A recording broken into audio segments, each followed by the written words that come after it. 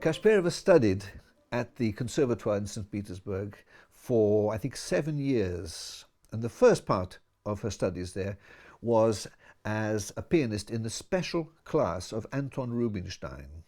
Now, Anton Rubinstein not only founded the Conservatoire of St. Petersburg, but he was, in his day, and even today, regarded as one of the greatest Russian musicians of all time, revered, almost like a deity, even during his lifetime.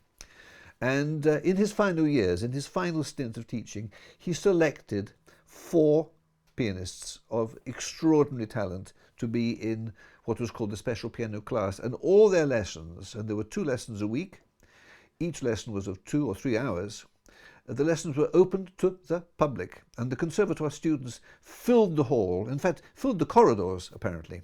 They were famous. Now, Kashperova was on the stage with Rubinstein throughout this entire period.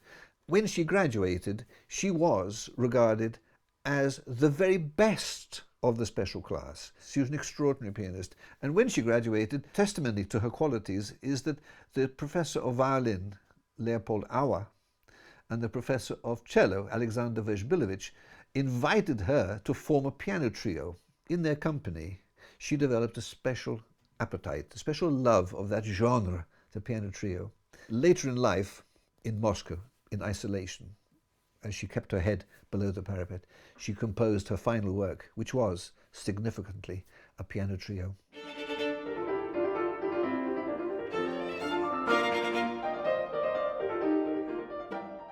We played most Bach's preludes and fugues and Beethoven's sonatas.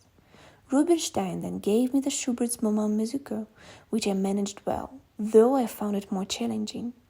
Beethoven's Sonata No. 27, Opus 90, was less successful. I couldn't capture the drama of the first movement, and I was challenged by my left-hand tense, which I had to play as arpeggios. He got angry and said, "You're only pretending to have small hands."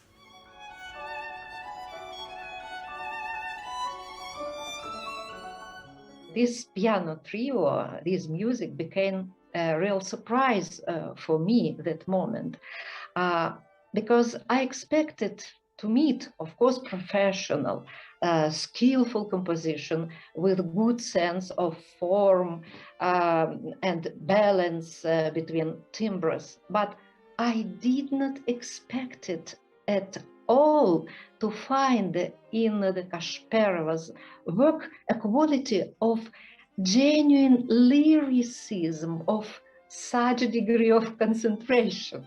So delicate, fragile, tremulous, poetic, and womanly musical substance with a deep dramatic undertone, of course. We were lucky enough to be the first piano trio to perform Kashperova's piano trio. She was obviously a great piano trio writer. She'd written many piano trios before, apparently, but this is the only one that has just survived. One of our things that we found very interesting is how the audience reacted to this music, which they'd never heard before, and then also having never heard of Kashperova before either. And on the whole, I'd say people were pretty appreciative of it. They enjoyed particularly, I think, the scherzo, which probably has the most sort of character or flavors of Russia, I would say. It's good to give her her voice after all this time, because she was denied it. With the tremendous support of the Gould Piano Trio, it was given its world premiere in Cardiff at the St David's Hall and broadcast live on Radio 3 in the 2021 Edinburgh International Festival.